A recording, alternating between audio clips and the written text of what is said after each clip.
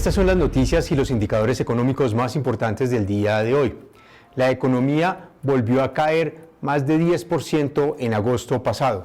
La economía colombiana redujo levemente su tendencia a la recuperación en agosto pasado, lo cual confirma que las cifras generales siguen siendo críticas y reflejan la dura situación que trajo consigo la pandemia del coronavirus.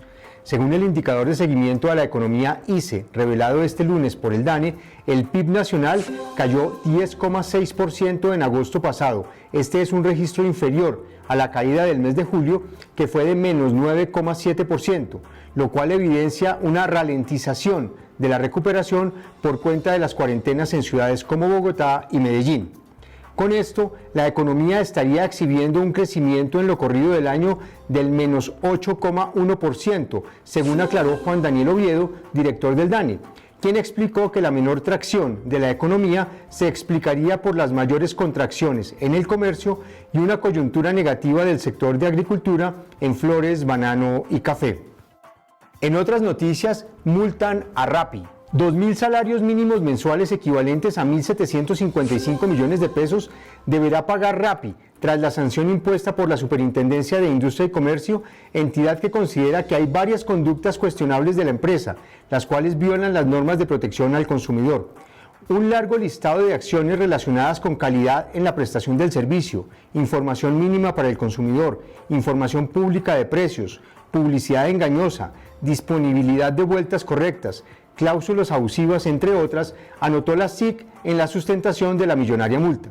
Según estableció esta entidad, en el esquema de negocios de Rappi para adelantar ventas a distancia se salen de las regulaciones del comercio electrónico. La superintendencia también emitió otra resolución paralela en la que sanciona a Rappi con una multa superior a los 702 millones de pesos por considerar que la empresa no ha observado 5 de 7 órdenes emitidas desde hace ya más de un año por la SIC, en las que se le han pedido algunos ajustes a hechos que afectan los derechos del consumidor. El ahorro pensional privado en Colombia en septiembre pasado se acercó a los 300 billones de pesos. El ahorro pensional de los colombianos en los fondos privados de pensiones alcanzó los 293,7 billones de pesos en septiembre, según las cifras de la Asociación Colombiana de Administradoras de Fondos de Pensiones y de Cesantías, Asofondos.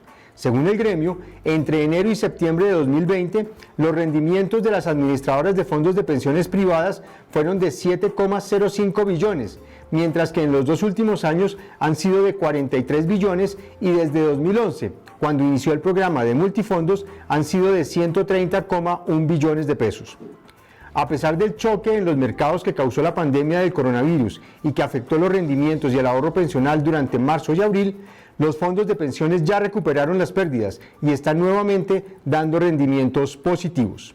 En los indicadores económicos del día, el dólar se cotizó en promedio a 3.843 pesos con 61 centavos. El precio del petróleo WTI, referencia para Colombia, en promedio se ubicó en 41 dólares con 10 centavos por barril.